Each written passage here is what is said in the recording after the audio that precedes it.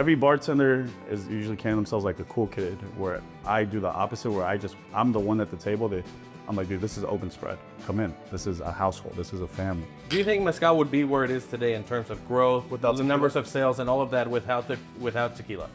Yeah. Where's the excitement if I'm just using espadín? It can be a really great espadín. Yeah, okay, that's the hard way. We just talked about how great espadín could be, right? All right, guys. Wait. On this note. Say, well, here, you have to warm them up. I disagree. You have to warm them up. I disagree. Your palate. I totally Your disagree. palate. I totally disagree. You're very familiar with the 3-tier system, right? You're one of those tiers. And so, like, I'm 2 of those tiers. there you go. You're 2 of the tiers. You're 2 parts of the problem, right? I had to say.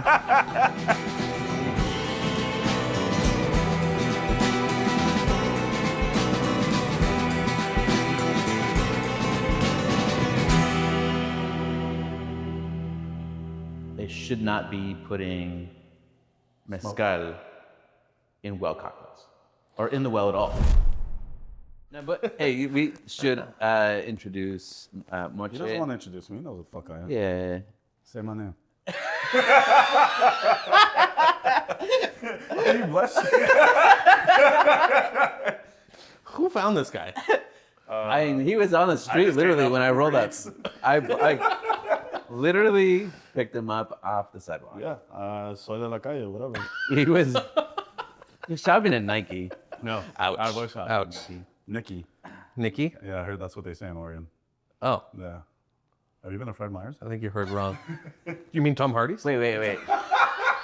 So much. Tell us what you're doing in Portland. You came to see I Fred came Meyer. here for Fred Meyer's specifically, and I ended up going to Bartender's Week. Yeah, so whatever. I'm still gonna make it to the supermarket. So, Portland Cocktail Week. Portland Cocktail Week, dude. Pretty exciting. You know, we got to do Lalo's masterclass for the first day. Mauro Montenegro de Rumbas today. And yeah, I've done a handful of bar programs, you know, got to do Tequila Ocho a few months ago for a bar program. This is my first time out in Portland where I get to have fun and also still stay in my industry. I think 380 bartenders out here, or people in hospitality, which is pretty awesome. Who's the most interesting person that you've met? So far, this gentleman in front of me. Well, it's hard to compete, you know? Yeah, This I gentleman in agree. front of me. Look at this guy. Wait, so who's Roxana? Oh, that's my mother. Yeah. Trigger. See, he was gonna fuck me up. He can't fuck me up. That's my mother. But yeah, man, meeting Lalo yesterday was pretty cool. I was Gilalo. Yeah, the Lalo, dude, which is fucking dope. I work in 2 cities where I come across celebrities all the time. I don't really give 2 fucks. That's whatever. But meeting like Carlos Camarena out in Arandas, meeting Felipe for the first time, meeting these folks in the industry where I get to serve like premium spirits and I get to learn about these brands and really dig into like chopping it up with these guys.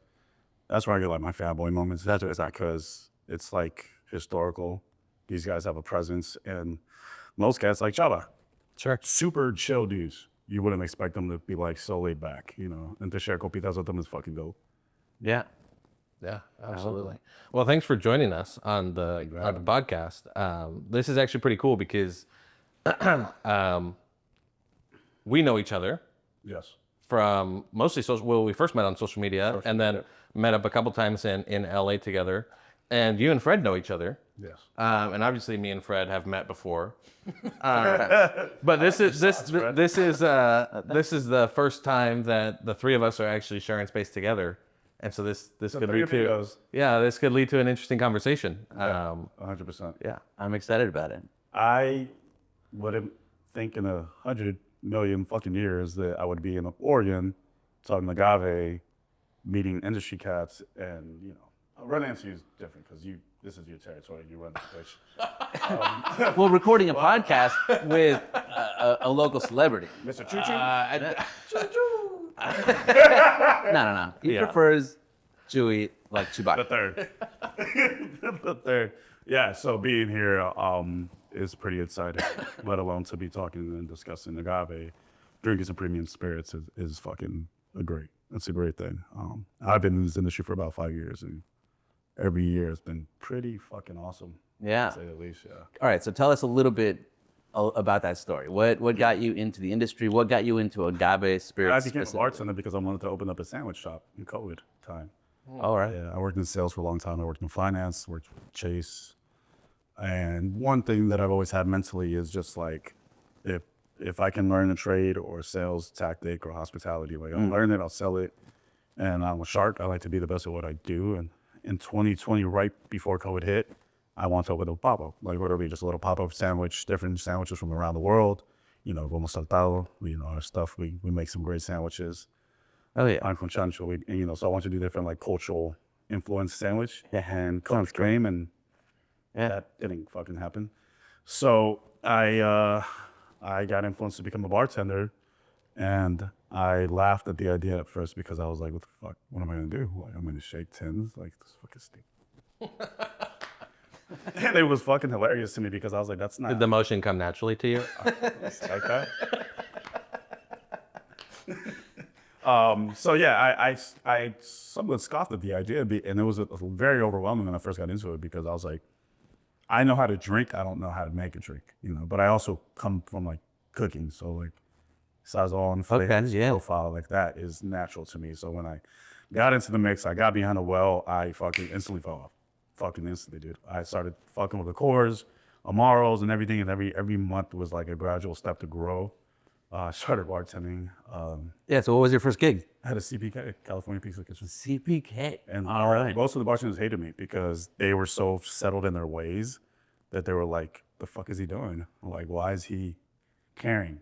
And I cared. And one thing about me, I come from a sales and customer service background, so I had regulars. My space was so full that you would think it was a fucking like a real bar. So I had people come in weekends backed up. It was like an island bar, and it was backed up every weekend. I just had to focus on. Wait, so was it a CPK or an Islands? No, I'm sorry. It was an island bar. Go fuck yourself. But yeah, it's I think a priority to my service is customer service for folks. I always make people prioritize. Well, all right. So tell us about that experience behind the well. This episode is actually about well. Yeah, it was a learning stage, and honestly, gradually, the reason I've been able to like travel and meet all these people is because I go out of my way every single time to introduce myself to someone. Always do. Simply because we can grow together, we may know each other, we might be able to connect with each other. Networking, servicing, like customer service is like my thing. So Yeah. that first year bartending was a learning step, and after that, every single year from there, I've been able to travel for work, which is fucking dope. That's awesome. Yeah, it's really fucking dope. The art of hospitality. Yeah, I'm reading the book now that's teaching me on how to even be better at what I do in servicing. But cocktails, like crafting cocktails is a constant study, man. I watch some of the best bartenders and I'll sit there and I'll just pay attention. Copy and paste and add my little touch to things and shit like that, It's an exciting time to be a bartender. Yeah. Give us the executive summary of how you went from California Pizza Kitchen to where you are now, because now, I mean, you're a respected voice in the LA bar scene related to agave spirits specifically, right?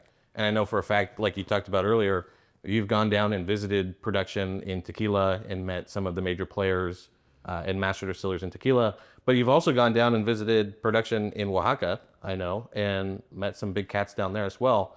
And so how did you get from there to here? I was frustrated, man. I was busting my ass at CBK. And one day I called a buddy of mine. He was working at the WLSO. And I was losing my shit because they were like holding hands to the lazy fucks. And I was here busting my ass, bringing in business, and there was no, little appreciation to that. Again, I don't need a star on my chest. I don't need a pat on the back. So I called out of frustration, and I was like, cool. I'm like, do you have a space for me? He's like, dude, come on through. He's like, I got you. We go to the WSL, and then there, I was able to launch and run a bar program there. I did their beverage program for the next couple of years. Brought a bunch of elevated cocktails, brought tequila ocho, brought some other spirits in. And then from there, it was just, I met Gigi from Tequileño. Got out to do my duff set in tequila. I met Chava through a friend. We talked on WhatsApp. And then I got to do a cocktail at his first bar in the distillery. So, and from there, honestly, it was just networking. Someone would introduce me to someone, and we would connect and grow. Met the boys from Cascanes, and it's just been like a constant introduction to meeting somebody else and somebody else and somebody else. And I always tell folks, maybe we can connect, maybe we can build, and they've been able to do like a whole bunch of like content, social media content. And yeah, just growing now, constantly growing. Oh yeah. Yeah. And then from there, agave in LA is running like water. You know, Max hit me that there's done this thing. There's a lot of other cats that are doing their things in LA, but working with LA Tequila Club, working with LA Mezcal Club, meeting these guys that don't come from hospitality but are very influential in this scene. It's pretty crazy. Yeah. I mean, it all sounds really fun. You're talking about the agave scene in LA. Yeah. I make it a point to teach bar staff and our bartenders to like obviously learn a little bit about the brand. I always say, if you can introduce a brand that someone's not familiar with within 2 sentences, you can engage, right? So it's become almost a standard now to see like G4, Ocho, Lalo has a big presence, which is great because it's a nice change from our generic brands that we see all the time. I'm not gonna down talk brands that we don't fuck with, but we obviously know what brands those are. Right? So I don't like to talk shit unless I'm talking shit with my people. But since you guys are fucking watching, I'm not gonna tell you. No, that's a core principle of ours. We're not going to talk. Yeah. No, there's no reason to shit on anybody because at the end of the day, there's employees on those brands that they still are working to make means. Real people. You know, exactly, real people. So let's be respectful to that. But yeah, man, I've been able to like, I was always an enthusiast. Like I'm 39, dude, and like since like my late 20s, I started to think about what I'm drinking and how I'm drinking it because I was like, I don't like feeling like shit. I'm trying to be older. So I was already learning about like, mezcal and tequila prior to like COVID, 2014, 2015. I was like, all right, let me learn. Or could I drink this better? This last nickel of a decade that I've been fucking hanging out with certain people, like I've come across fucking so much good stuff. Mind you, obviously you guys know I'm not from Mexico, I'm from Peru. And so everything's a constant study for me, right? We're from learning like agaves, how these agave names switch with region and terroir and everything else. And the whole time I'm just like, let me keep up, hold on. Yeah. And I listen. And I think what's helped me evolve as a bartender, as a salesperson, as someone in this industry is because I fucking listen. I think people that don't know me, they think like, oh, this guy fucking is full of shit. He thinks he knows of it. No, dude. I shut the fuck up. And when people that I'm running from, I listen or I'll take notes and then I go back to it. I'm like, okay, this is the way they do things. This is why, this is a refrescadera. Like there's just like so much homework to do. Hell yeah. And There I is. fucking love that shit, dude. We got books for you. Yeah, and I'm a reader, so I love books. Yeah, that's rad. So that's awesome. You're talking about listening, these experiences behind the bar. You're in the LA scene. I think I don't know if that's representative of the country or the U.S. market necessarily, but that's where you are. So my question to you about your experience over the last 5 years is, how does a brand, say of tequila or mezcal, because of the podcast, score the coveted spot of a placement in the well? Not necessarily at the W or At the bar or the well? in the well, but not necessarily CPK either. But Well, we'll say Wally's, right? Because I'm under the program. okay, yeah, we'll say Wally's. Elevated space. One of the best fucking restaurants that they have. It offers some of the best wine by the glass. But we have Puro Potro, which is a sister company, Tequila Cabal, and I will. 1 liter, 42%, no additives, no bullshit. And we sling it great over the bar, man. There is a relationship that plays a part in them being in there. But even if that relationship wasn't there and they came through the door and just introduced it, I think it's an easy sell. Simply because it's a Blanco that's not overwhelming. There's no bite. And the cost is just... I talk to my buddies Everardo and Dustin. I still don't understand how they're able to sell the bottle what they sell it for. Yeah. But it's excellent for the well, I Cool. do. Are you able to share the price publicly, or is that not? The cost, I won't say, but I will say if you buy a bottle, I think it's like $28 to $30 a bottle. On the retail, Retail. 28 to 30. Yeah. There's another brand, Zumador, that's also very competitive right now in the market. New brand just hit the market. That's excellent at like 24 to 26 a bottle, which is, to me, Like, dude, if you're gonna go to a house party, if you want to bring something simple, not break the bank, like excellent tequilas, Yeah. and brands that again aren't really familiar on the market unless you're within the industry or you're just an enthusiast that knows what's up. But dude, $30 for a bottle of fucking Blanco that's excellent, like come on. All right, so there's the quality of the spirit. It goes well, it sounds like, 100%. in your program. There's a relationship that you mentioned. And what other factor here are we talking about? There's the quality, the price, the price bricks. Yeah, the key component, and it's funny to me because like I see a lot of bars that carry Jameson, right, in the well. Yeah. Jameson's not. I'm not ordering a whiskey sour Jameson if I get a cocktail. Right? Jameson is a worry. It's become such a household whiskey, but it's like if I'm gonna do a cocktail with a well whiskey, I would do like Buffalo Trace. Yeah. Right. Yeah. So in reference to agave spirits, then, what makes a well tequila or a well mezcal? And I feel like we can talk about both of them. Like, what makes it? Like, what characteristics are you looking for to stand out in a cocktail? I mean, if I'm looking at it from the approach of like, bar manager that we're bringing in, this one cost, obviously. We don't want to break the bank for a well. Quality, additives is a term that I think is being overused at this point. But yeah, added no additives, just, do things right. But that's a deal breaker for you. 100%. Okay. 100%. Yeah, I always say with folks that come to the bar, like, I want you guys to come for us to meet, for us to build a relationship. And I want you the next day to be like, damn, Renato, in a good way, or damn, Moche, and be happy, not like, damn, Renato, or damn, Moche, and fucking feel like shit. Because when you're drinking shit, you'll feel like shit, So. Yeah. And so what about mezcal? Do all those same sort of criteria Mezcal hold true, or is it a little different? The trickiest right now, simply because everyone has this conception and this idea that it's supposed to be smoky. Yeah, I know. And I am the biggest enthusiast when you come to the bar and I'm servicing you because I'm very social and I love an open platform to tell you that it's not. And I'm more than welcome. Like I love to give like a little half-ounce pour, quarter-ounce pour of different mezcales and different agaves or regions, so you can see that there's different notes that have nothing to do with smoke. We have so many brands come into the well. Again, I'm not gonna drop these names, but they just carry so much smoke, and I understand why they feel that way. Fuck that dog. Yeah. All right, so you were talking a little bit about the difference between the mezcal. Some brands have come into the well that are a little bit, smoke bombs. It's funny because every restaurant and bar right now knows how popular mezcal is. It's like mezcal is a bad bitch right now in the industry. Yeah. But a lot of them don't care enough to bring a premium spirit or brand in. So they're like, well, as long as we have mezcal here, it's fine.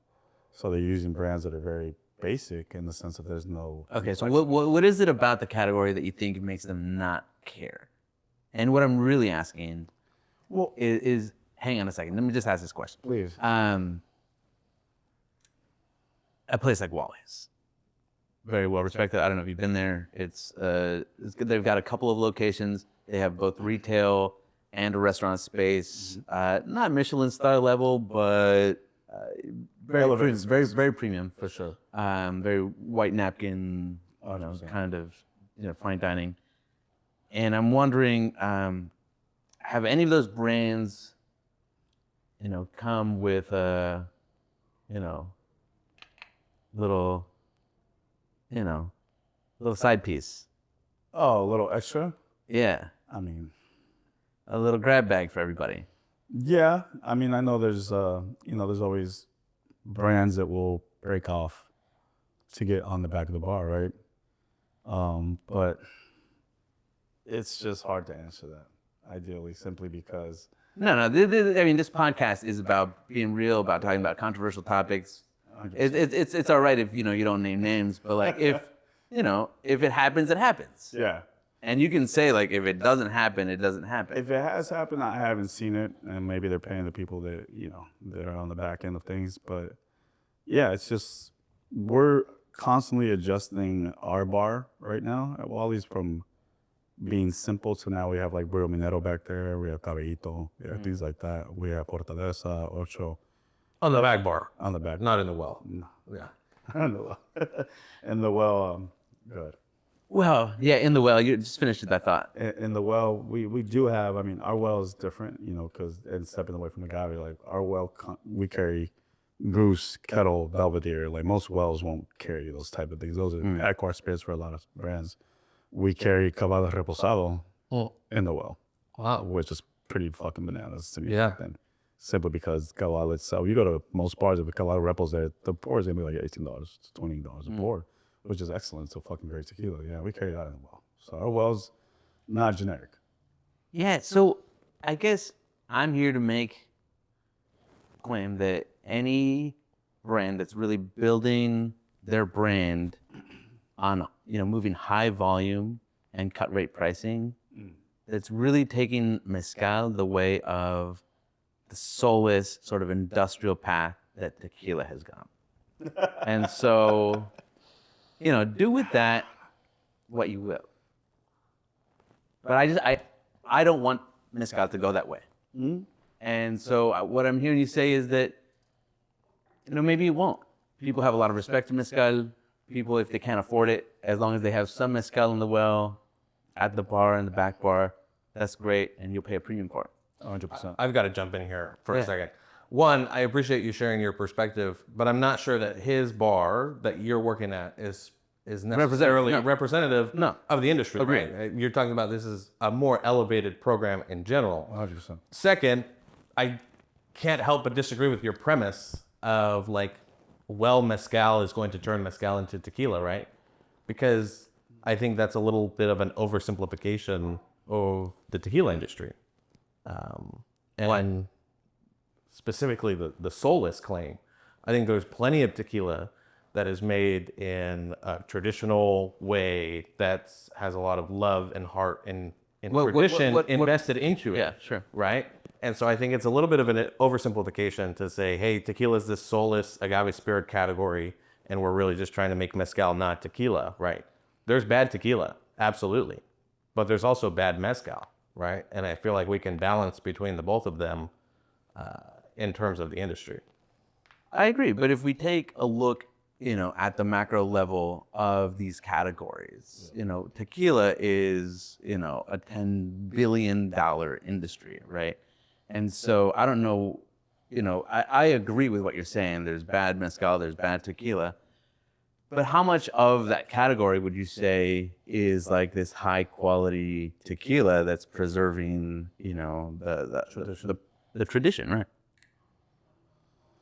It's something that's growing, to say the least. And I think if we look at things like You think the percent of tequila brands that are preserving tradition is different growing? than in mezcal, right? Like how much of the mezcal industry, of the liters of mezcal sold, are representative of quality traditionally produced mezcal? I would say the majority of And I mean, I don't have numbers in front of me, right? Yeah. But I do know that there's a lot of bad mezcal on the market, right? yeah. Yeah. And there's a lot of bad tequila on the market.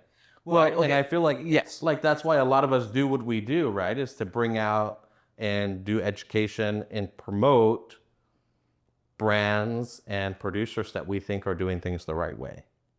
I agree. 100%. Yeah. Education is fundamental, man. And I think when we're talking about well spirits, like specifically like what makes a well tequila and a well mezcal, right? Like you have to have that low price point. That's big, right? It's necessary.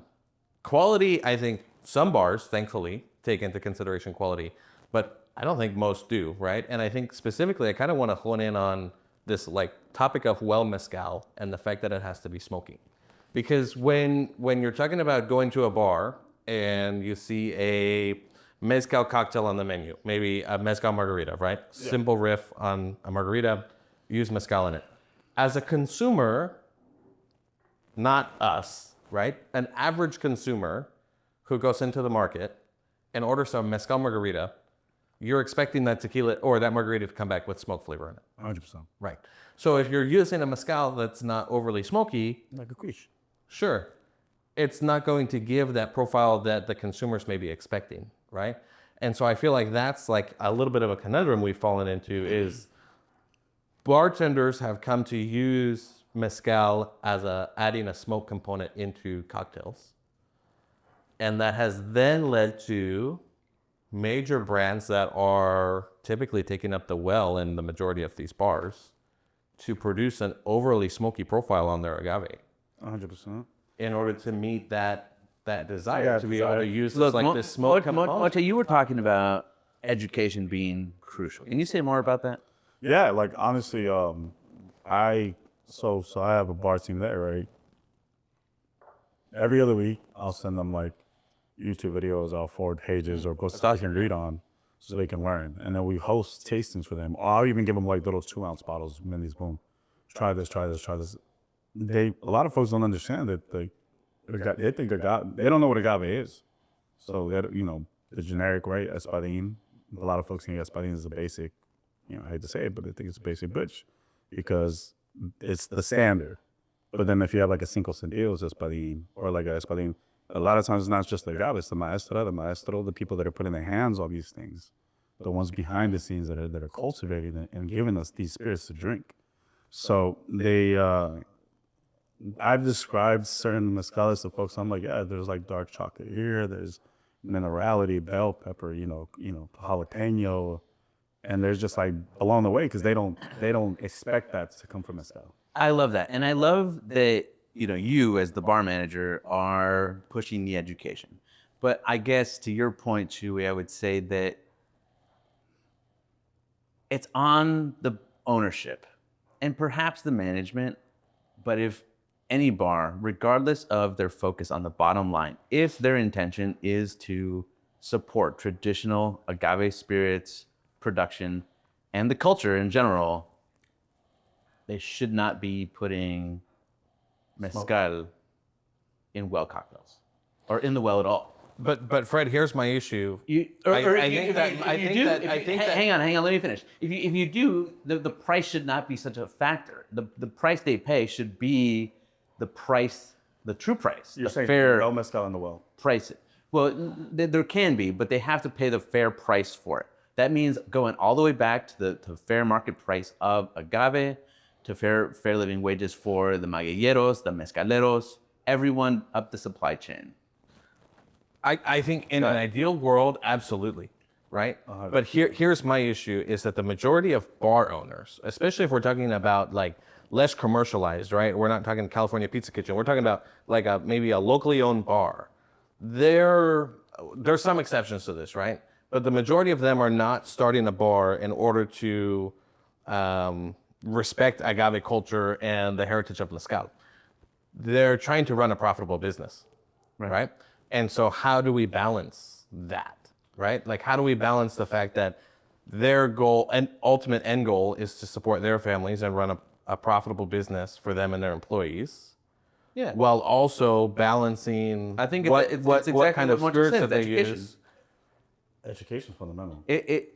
So they need to educate themselves, learn what the fair market value of agave spirits are, at the retail level, and then charge the appropriate pour cost without, extorting the customer. But here's a twist. And like for me, I speak only for myself. I'm an enthusiast. I'm a fan.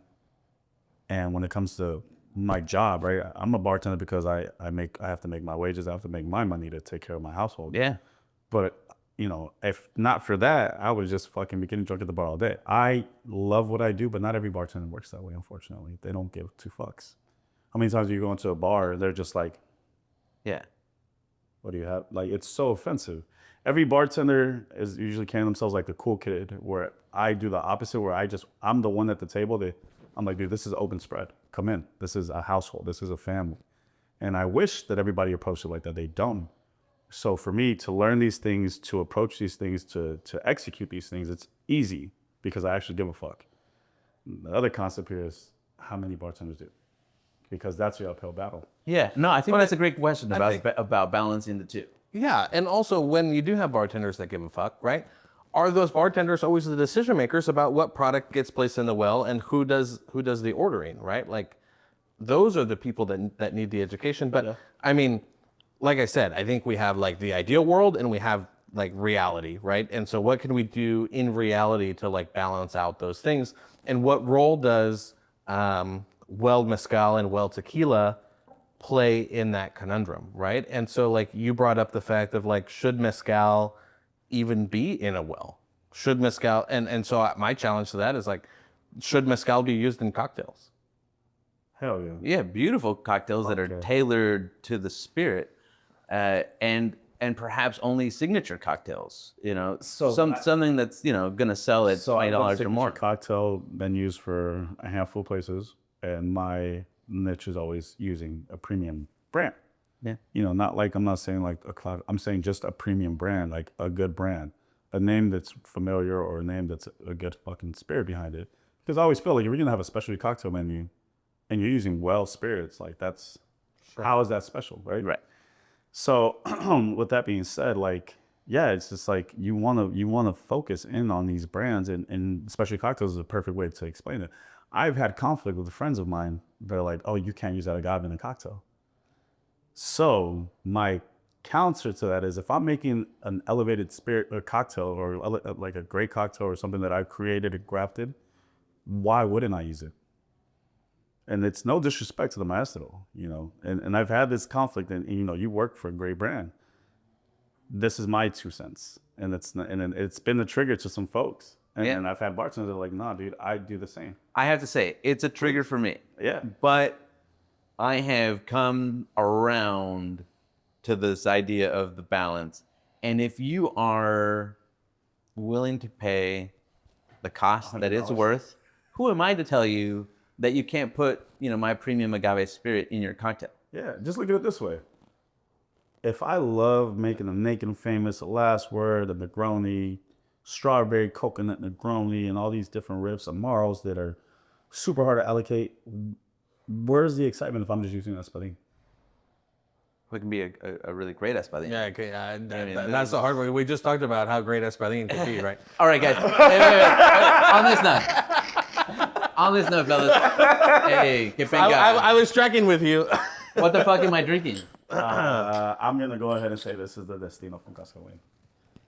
Whoa. What do you think you're drinking? All I got to is that I'm pretty sure. I don't know. They're drinking two different things, aren't they? Oh, yeah. I'm going to say this is the Destino because, I don't know, it smells like non-1123 to me. All I know is that I've got Blue Weber here. I'm 90% sure. But hey, for the folks that aren't totally sure, Blue Weber is also known as Agave Tequilana. It is the ancestor of Agave Angustifolia. It is the most abundant, agave that you can find all across Mexico. I don't know, Chuey, if you want to add anything. Yeah, I think that pretty much nails it. It takes about 5 to 7 years, I think, to reach maturity. I'm curious though. So you know that it's Tequilana. Do you like it? I like it a lot. Yeah, I like this a lot. Okay. I do. I can tell it was crafted with a lot of care. I can tell that it's got a nice bricks level. Does it taste soulless to you? Soulless? I gotta give it another try. I wasn't quite. I'm not quite ready to say that. Yeah. The bottles? Yeah. What's Fred drinking? So Fred is drinking Casco and Destino. So this is tequila, and I think that we have you on record saying it doesn't taste soulless. So I think this kind of goes to my point a little bit earlier, that there's great tequila, and there's great mezcal on the market, and that's what we're here to promote. Well, there's an exception to every rule, right? Sure, but I disagree with the premise that there's even a rule that tequila is bad or tequila is soulless. I'm talking about the category in general. Yeah, I am too. But no, like that. It's not the premise. And I say that as somebody that drinks more mezcal than I do tequila these days, right? Like, my first love was tequila. Yeah. I never fell out of love with tequila. Tequila was the start of my rabbit hole into learning about agave spirits. 100%. And so it was tequila, and then it kind of expanded geographically, right? And then it was raicilla, and then it was mezcal from Michoacan, and then eventually, made it down to like mezcal from Oaxaca, and learning all about these different spirits that come from Mexico that happen to be made from agave, and falling in love with all of them but in that process, never falling out of love with the spirit that got me into it, which was tequila. Yeah. And so I think there's... Wait, can you tell us about this batch, There's though? a little bit of a balance. So this was a special batch. So every year, Cascawin, which is the distillery, comes out with an anniversary edition batch.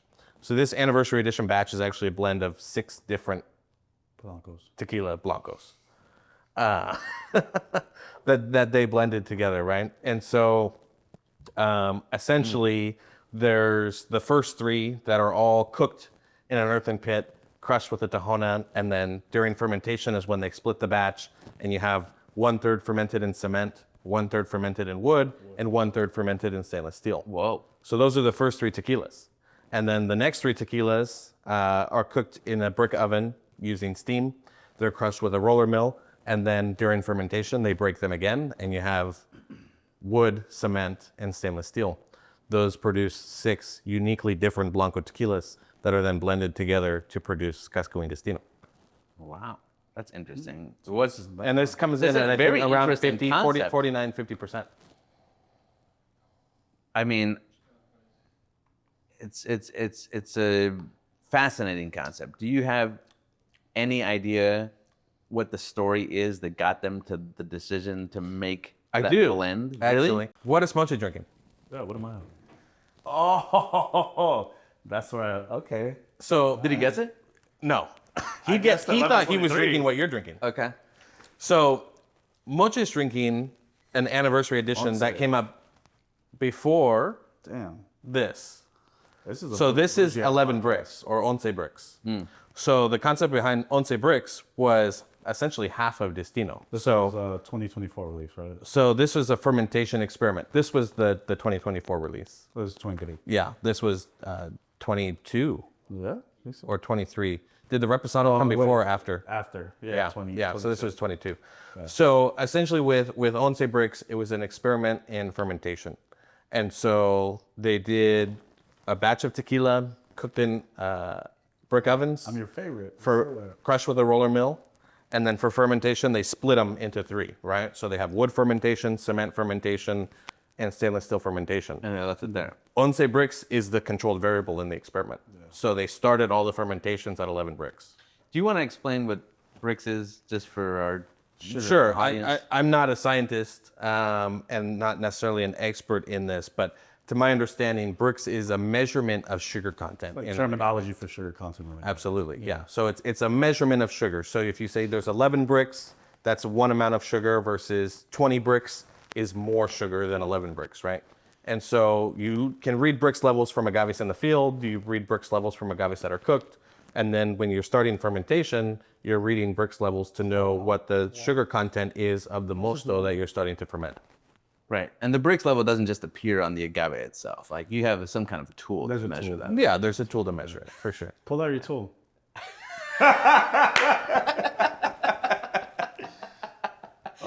Come on, Chewy. What is it?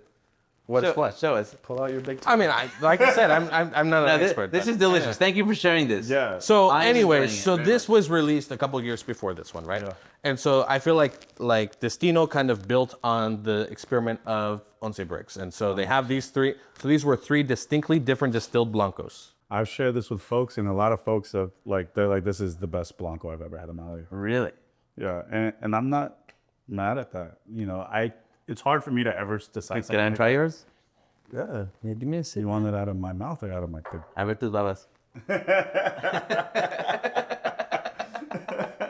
I can see Mao's mouth is watering over there. But And you know, Joao Rodriguez. Let's give a little compliment to the artwork. You know, you want to talk about how the labels are different on the Destino too? Go for it. Yeah, they if I'm not mistaken, and correct me if I'm wrong, but it's 3 different labels on the Destino batch. And the 3 labels mean, if you look, let me see this one. This one, it's 3 different terms of Cascawin when they first started, all the employees and staff that they have in the family. The second term of when they grew, and then the third of where they're at now. So every label is There's 3 different labels as Just for this batch? Yeah, just for that batch. So So the juice is the same. yeah, Okay. Chava's a third generation master distiller of tequila cascahuín. Yeah. So the first label represents when his grandfather was producing tequila cascahuín, and all of the people on the label represented how many employees that they had, the staff and employees that they had, right? So this is the second label. So the first label had less people than this. This is the second label. This represents when Chava Senior, right, was producing cascahuín as the master distiller, and this was, where they're how many employees and different things that they had. And then there's a third label with even more people on it, which represents their current state. Current state. Look, But the juice inside of all 3 labels is the same. it's delicious. Yeah. And your point is well taken. Thank you. All right, so if we're looking just at the 2 categories and their growth rate over the last 2 years, tequila is somewhere in the ballpark of 8.5%. And tequila is not, and mezcal is not far behind at about 6.5%. Okay? So how did those 2 trajectories not indicate a similarity, right, in their path toward It's industrialization? Now, I have 2 responses. First is, when did industrialization, if that's what we're going to call it, right? When did industrialization come into tequila production? I'm not an expert in the history It came well before tequila even had a denomination of origin, right? This came like when tequila transitioned from using brick ovens, or transitioned from using underground ovens to brick ovens, when the first column still was located in tequila distillery, right? Like, Sure. this was over 100 years ago, right? That Really? Yes, absolutely. That this level of industrialization started to occur in the tequila industry.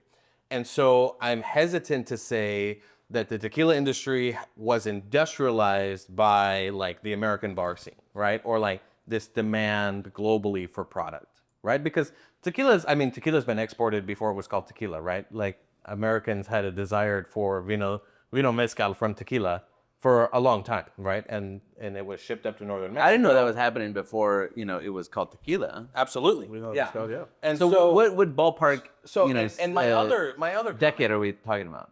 Just for frame of reference. over like 100 years Like ago. fucking Yeah. Early Okay. 1900s. Early early 1900s. for sure. Yeah. Okay. And so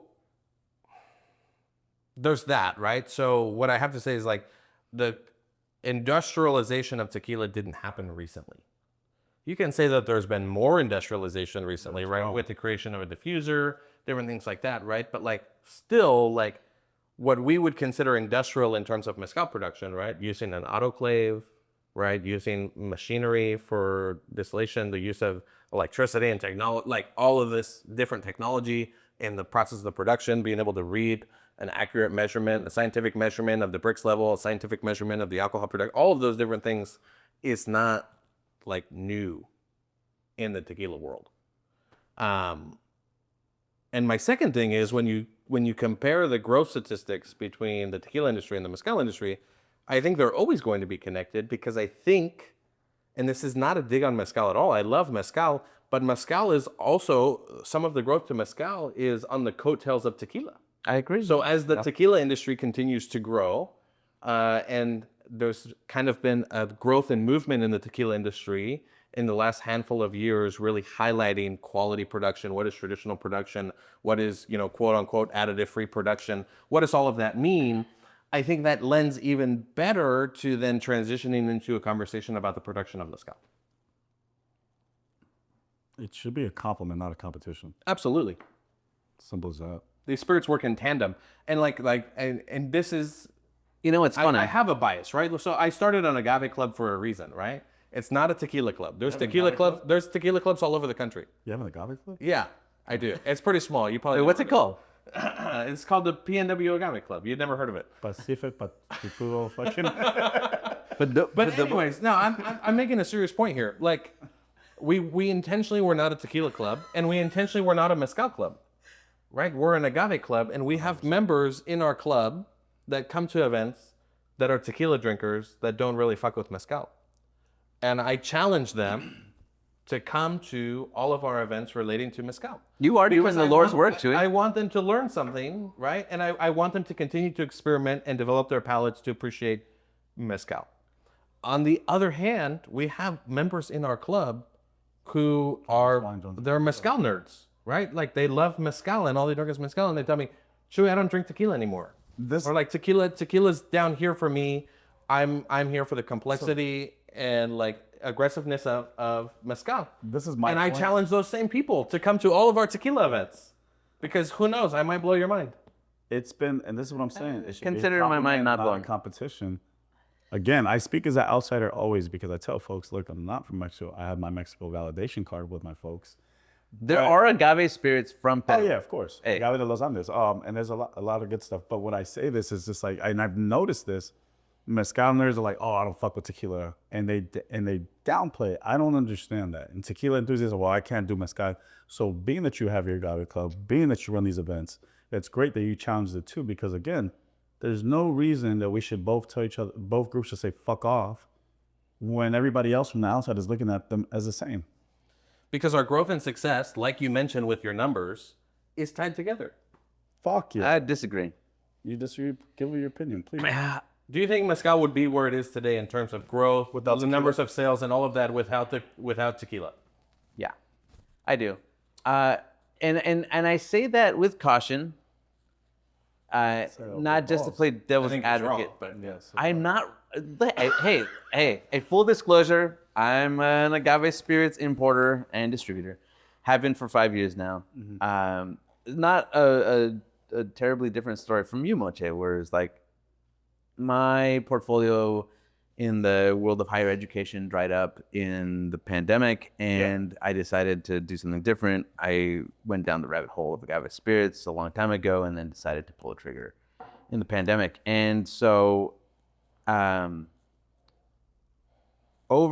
actually in 2020, when I wrote my business plan for this project of mine, I looked at all these numbers and I quoted our projections based on converting X number of tequila drinkers to mezcal. We were looking at about 2% of the tequila market, as our, market to capture. And I have to say, the experience has proven entirely different. The people that I talk to on a daily basis and convert from any other spirit or even wine or other category like wine to mezcal or whiskey drinkers. These are the people that care about the story, that care about the production methods, that care about the nuance in the flavor, whether there's wood or no wood. They like, a bit of smoke. They can get past it. They have a sophisticated enough palate. A lot of Scotch drinkers. Yeah, Scotch drinkers especially.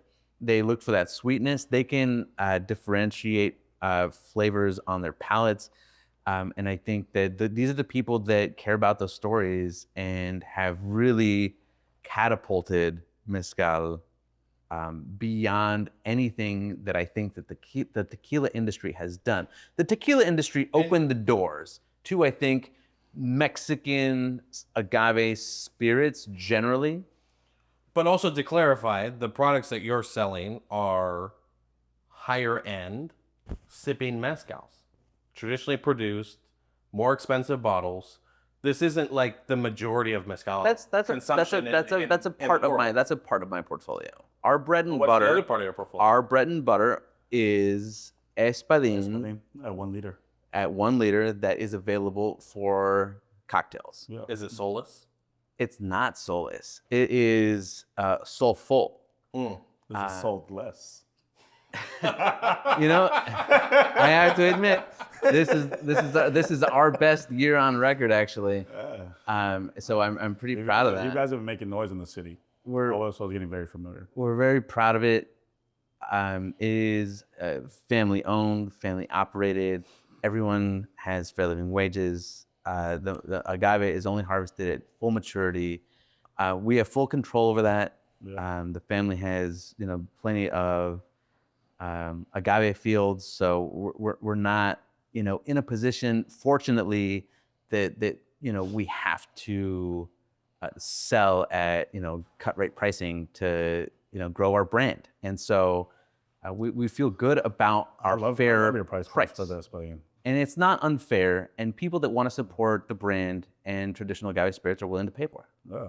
Yeah, no, I That's- think at the most end of the times day, I find that's liquor, it. it's like $45 to $55 at retail, and I think it's great. At retail, exactly, retail, yeah. right. So for wholesale, for bars, it is available at a much more accessible price point. Yeah. Yeah. And I appreciate that. And I will say, like, that for the record, I do like Agua de Sol Espadín, right? And so I'm not trying to talk crap on it. But at the same time, that's your bread and butter for the brand, right? Yeah. So does that, like, the fact that you're producing in a larger quantity of this product versus the other products in your portfolio, you're producing more of it, right? And you're bottling it in a liter bottle, so you're selling more volume of it, and it's the lowest priced product in your portfolio.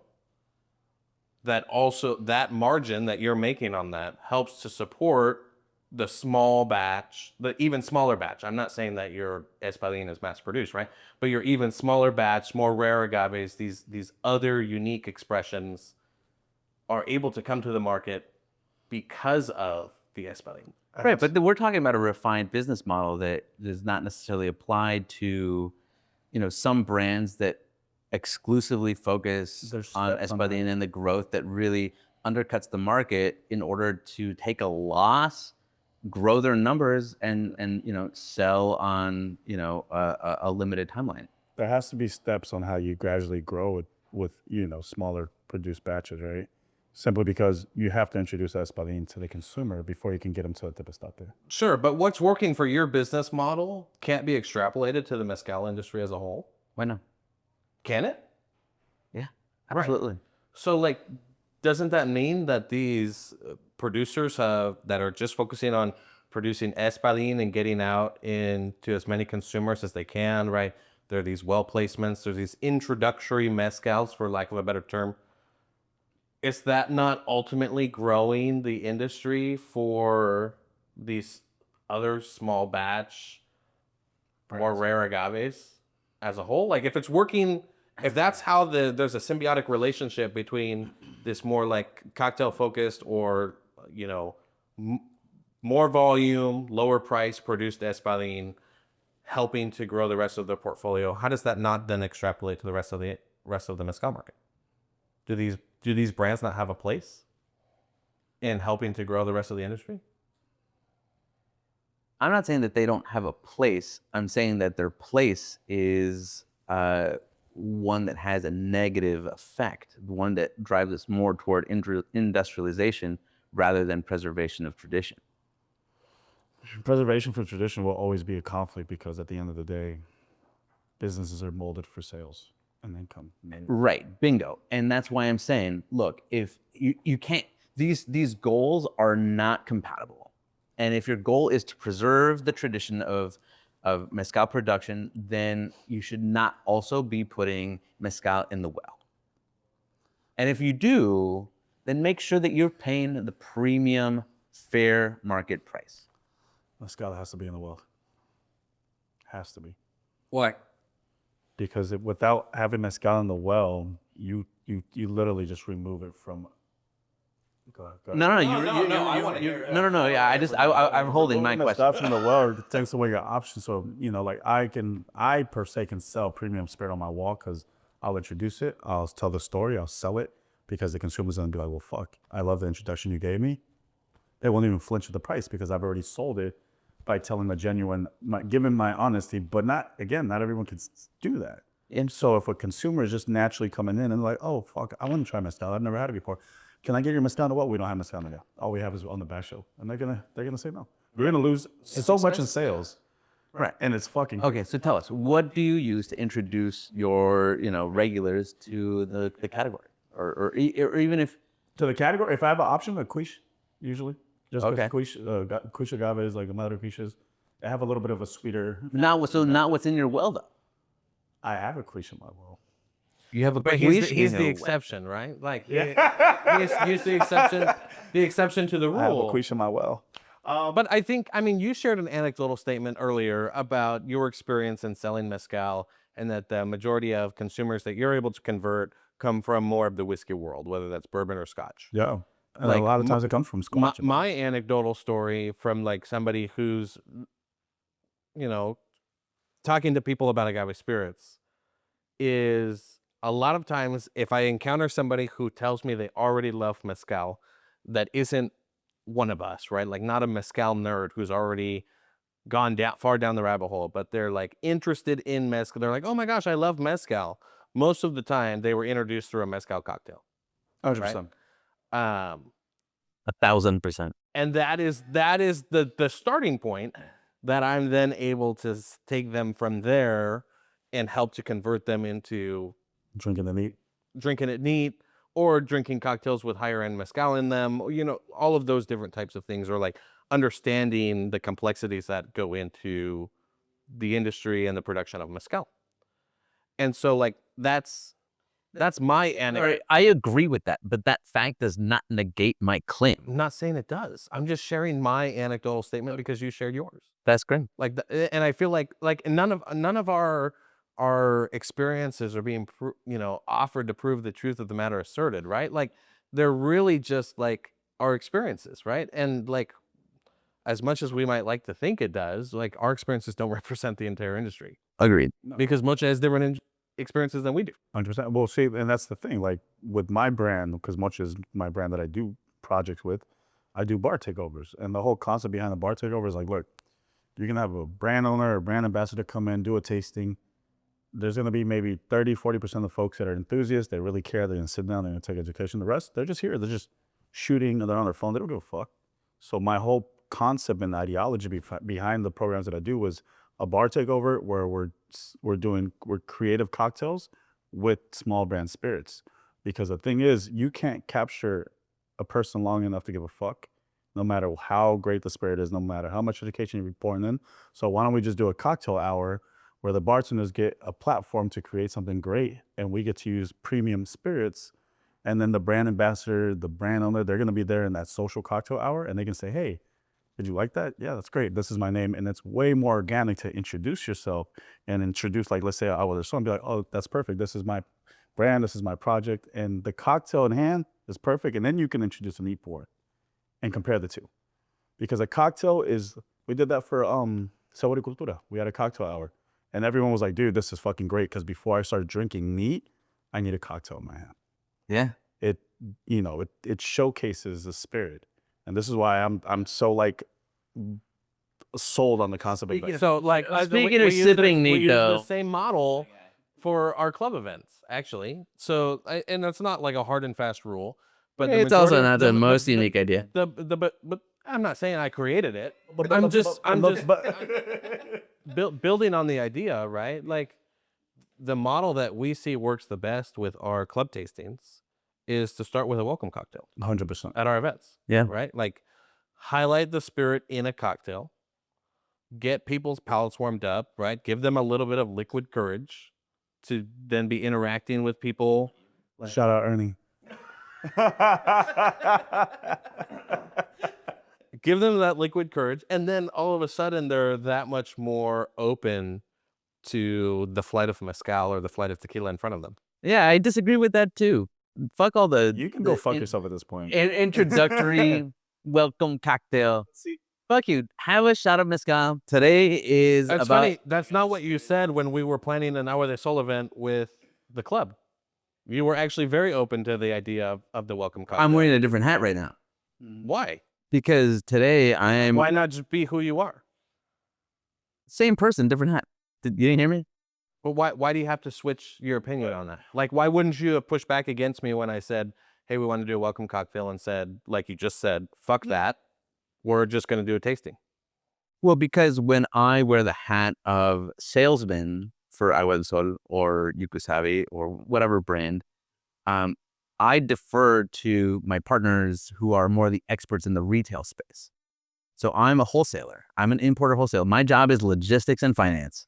So I have a perfect example of when I say these things when it comes to drinking neat, when it comes to drinking like a premium agave. If you take someone for sushi and they've never had sushi before, you're not going to give them sea urchin, right? You're not going to give them uni. You're not going to give them sashimi. You're going to give them a cucumber roll or a fucking crab roll and say, hey, this is your introductory. Let's start you slow and get you there. You can't just give someone something of a premium spirit, especially even if it's espadín, right? and say, well, here, take. You have to warm them up. I disagree. You have to warm them I up. disagree. Your palate. I totally Your disagree. palate. I totally disagree. Look, maybe the person coming into your sushi event loves mariscos, right? Maybe they love raw seafood in other formats. It's not sushi, right? So they have, a feel for the flavors that they're gonna get. And if you serve them a cucumber roll, California roll with fucking, cream cheese, it'd be like, get the fuck out of here. Pinch is disgusting in the fucking sushi roll, but go on. Yeah, well, and what I'm saying is like I get people that are well into spirits and or wine. They are expecting high ABV. They know what they're getting themselves into. But we're They talking want general population, like fucking basic. Well, like you said, there's an exception to every rule, right? You're talking about the exception. I'm not talking about the exception. I'm talking about the majority of people that would come to an What are they agave soul tasting? an agave spirits tasting. So I think you may agree with this, is the whole concept though also behind agave clubs, and I've noticed it's like, I mean, I love my friends in the community we're in, but we also want to expand, don't we? We want to introduce things to people that don't know. Agree, shit about and that's why the paid to play model excludes the small brands that aren't able to make the cut. Yeah, Look, but hey, I Chewy. think that's a lot to do with distribution as well, right? Because there's like, when you talk about brands that like, hey, why do you have this mezcal in your well and this tequila in your well?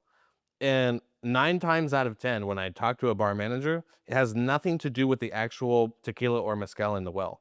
It has to do with the bourbon allocation that they need to get from their distributor. And they have to buy this tequila or this mezcal in the well in order to get their sales up to get the allocations that they want. Yeah, and that's fucked up. It is.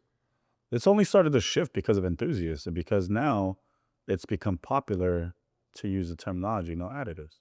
And we have a younger generation of drinkers that is more concerned about what they're drinking. Organic. Like what they're more interested in knowing what they're drinking. Slow spirits, baby. Slow spirits. Speaking of which, You never told me what the fuck I was drinking, by the way. need pours.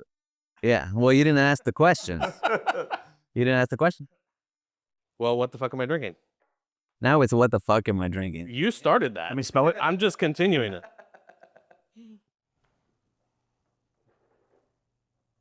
That's a hell of a mouthwash. A ver. Hold it. Hold it. Did you hear that? No. We need a fresh sip from Moche, please. Fresh sip. Just try that. Can we get a refill over here? Try that one. I've had enough. It's all his saliva. I know. That's what I'm saying. You don't want that. He's gonna be like, "Wow, this tastes great." Smells like 40 hours of sweat. Tastes familiar. I had that last night. Is this Freddy's? Oh my god, Tom Hardy. Oh yeah. All right. What's your best guess? Come on. No trivia. This is on Chewy. My guess? I don't have a guess. Well, you just drank 2 ounces of What do you it. think? Fuck that. Give it a That's shot. hell of a 2 ounce. Shout out to the bartender. Yeah, that was a great pour. I know mine was excellent. I'm really lost. I have no idea what it is. Is it? I mean, can you go between any agave spirits? Can you narrow it down even just a touch? Is it tequila? It could be. I think it's mezcal, It could be mezcal. Yeah. and I think it's It's not my favorite, if I'm being honest. I get a little bit like it's like very alcohol forward for me, personally. It has some sweetness to it, and then it's kind of thin on the mouthfeel. Like, Ethanol. yeah. Ethanol and thin. Fuck. Dang. Well, this guy won't be. Ouch. Is it a This guy won't be offended, I'm sure. Joder. was those, buddy? This guy's not alive, so I actually have this bottle. That's funny. he won't mind. Yeah, this is one of the only It's the OG remaining bottle. bottles. Yeah, this is parents to Graciela, Lalo, Edgar. I think it's good. One of 461 liters made in 2016. Espadin. Yeah. Okay, so that's Lorenzo Angeles, the original producer of Raminero, 50.25%. Dang. All right, if you don't like it. I mean, it's not my favorite, and I have a lot of respect. Can I wine for pour? Lorenzo, but I'm not gonna lie to you. But yeah, that was my initial thoughts. Is that it's not my favorite. Probably need a second pour. Yeah, I A like ver, tasting aquí those compa. fucking choosters. All right. Yeah or no? That Sure. Would you rather have No, you pour me some more. since you but I honestly I think it takes 2 pours to really I see the bottle. appreciate a mezcal. So I am not gonna take any offense at that. And I mean, for the record, I'm like, I haven't tried it myself. like I said, I have a lot of respect for this brand, the family that produces this, and for Don Lorenzo. I have multiple bottles of his in my collection that I enjoy drinking. This just didn't hit for me when I tried it here. May he rest in peace. Absolutely. Yeah. They just released a Double La Capone. That's fucking excellent. Saludcito. Yeah. A las por all day.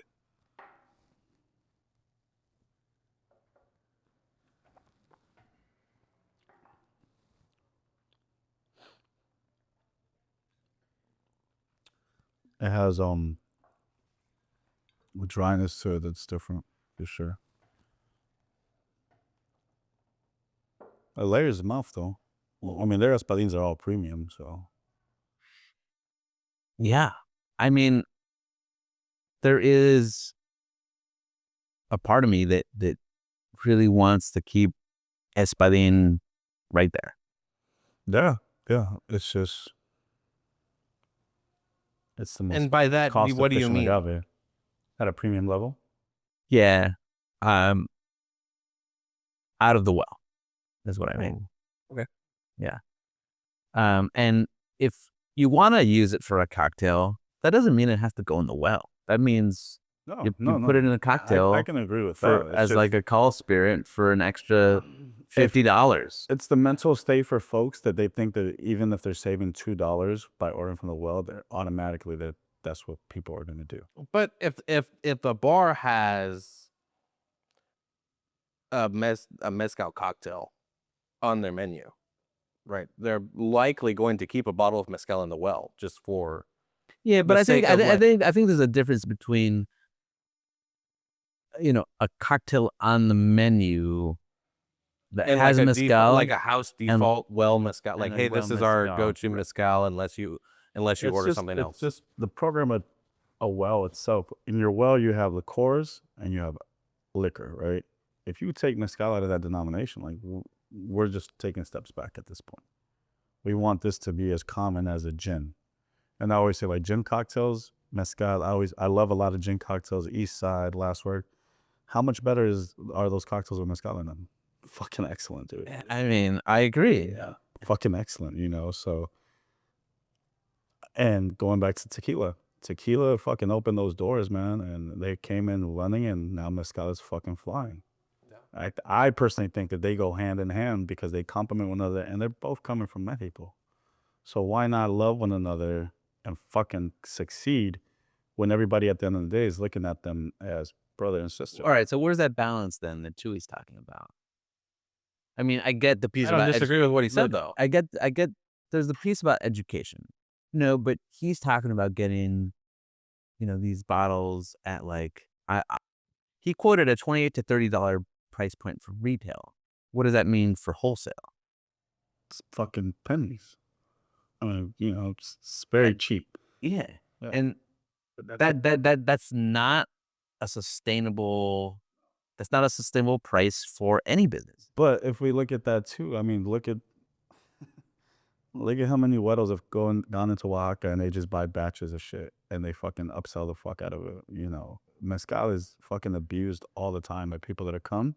They'll buy a whole lot. That's exactly what we're trying to work against. And my issue is too, just because you're paying more for a bottle doesn't mean that you're supporting traditional production. Doesn't mean you're supporting producers. There's the three, you're very familiar with the 3-tier system, right? Yes. You're one of those tiers. And so like, I'm 2 of those tiers. there you go. You're 2 of the tiers. You're 2 parts of the problem, right? I had to say. You got me. Oh, buddy. Qué Penca. Yeah, I don't know. I don't know that I'm 2/3 of the problem. I'm the problem, huh? Yeah, it's something that's constantly growing. Mezcal is getting popular every single year, but it's still not balanced in the sense that, like a lot of times I always say, like, it's hard. I keep pushing for little pachitas and 200 mils and all that because it's hard for someone to just spend $150, $200 a bottle. All right. And here's the thing. I got a question for you. I agree with what you're saying in terms of like some brands are doing it the wrong way, right? They're overproducing, they're selling cheap products. They're not caring about the people that are producing it. They're not giving back to the community, and they're doing production in a very unsustainable way. Yeah. Although if we're going to talk about sustainability, it's hard pressed to say that any agave spirit is sustainable. I'm not talking about environment. Sure. I'm talking about a sustainable business model. Sure, fair enough, right? But like you've told us, you found a way that you feel comfortable with that is a sustainable business model that is both offering a higher volume, lower price point option while also offering some higher end, right? Less quote unquote affordable, more expensive, more premium, right? There's more work, there's more scarcity that goes into the production of those agaves. And you're able to balance that out, right? And so my contention is if you can do it, you're not the only one doing it. And so there's more of that that's existing in the industry in both tequila and mezcal. And mezcal. Agree and disagree. The thing is that I'm not any exception to the rule, but I think that we've been blessed with a supplier that understands the bigger picture, right? Like the fact that I can't take a salary, or that I have 2 kids and I can't be out doing sales every day, or that the market's been tough due to COVID or whatever, and I need more gracious terms, to remit on payment. And so, in that sense, I do feel like we're an exception to the rule. And so I don't know to what extent other suppliers have those types of relationships with the manufacturer. I'd be hard pressed to find any other one unless they own both the means of production and the supply chain, which is totally legal. And so I have no issue with that. My point doesn't change though. And I think at the end of the day, I'm fine with, the model that we've developed. I'm happy. I'm always happy to talk to people that are interested to learn, how we got to where we were.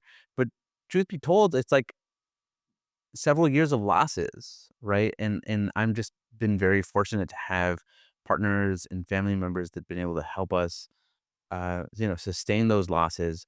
It's not like the deep pockets though that take losses to take, to save on taxes and, turn them into profits. I think it's a balance though, because taking a loss in business is not unique to agave spirits production or like importing, right? Like it's very common that successful business ventures started out by taking a loss, right? And so it's not unique to this industry or unique to your business model versus somebody else. Absolutely not. No, that's not the claim that I'm making. I'm talking about intentionally undercutting the market, the fair market prices in order to grow faster for, a 3 to 5 year sort of sell-off, goal. Right now it's such a competitive market with agave. Everybody wants to bring it in, and again, we are talking about a spirit that's the last few years has knocked out vodka. how much is a bottle of vodka? $2 You know, so tequila, mezcal is the popular girl at the table right now.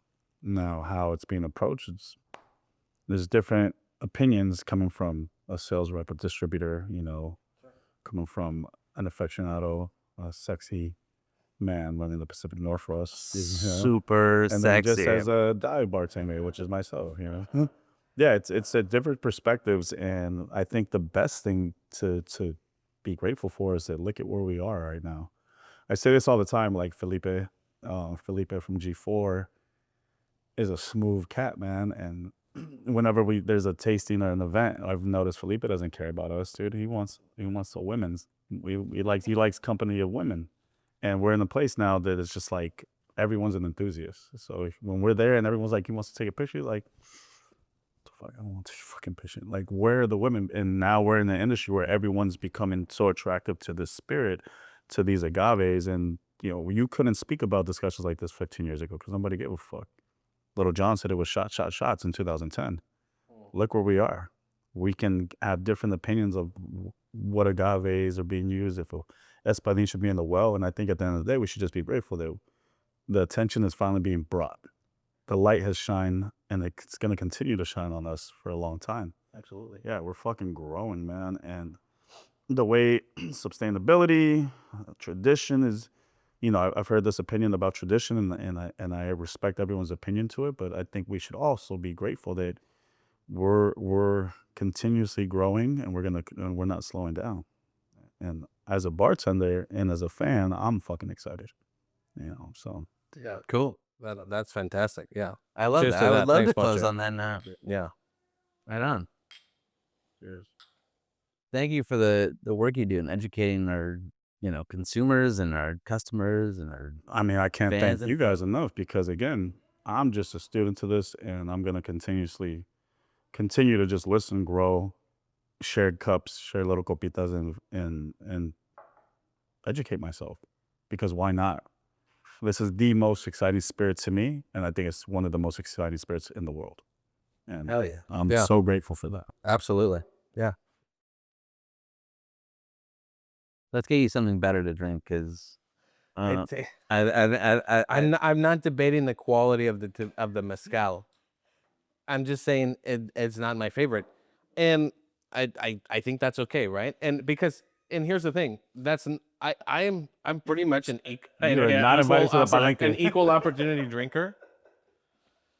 I'm a fairly equal opportunity drinker. There's not like I know some mezcal folks that are like, oh, I don't really like these agaves or these, like, I pretty much like everything. It just wasn't my cup of tea. Lorenzo stuff is not your cup of tea. I get it. Bueno, Fuck, you're a dick. saludcita, pues. Saludcita. My guy's not happy.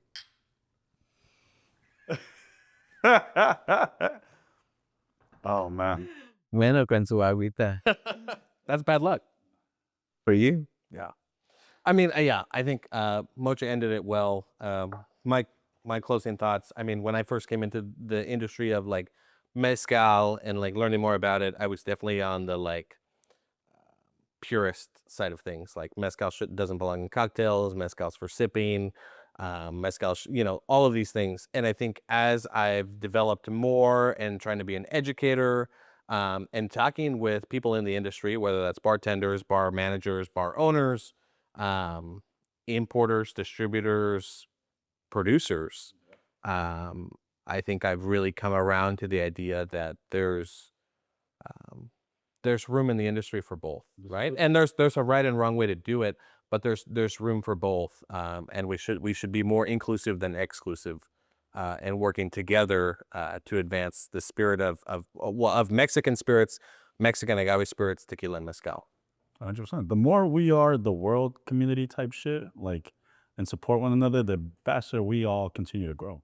Look, I think honestly, you were the perfect guest because you are in a unique position and handsome, obviously. Yeah. And I want to throw out there, it was my idea to invite them on.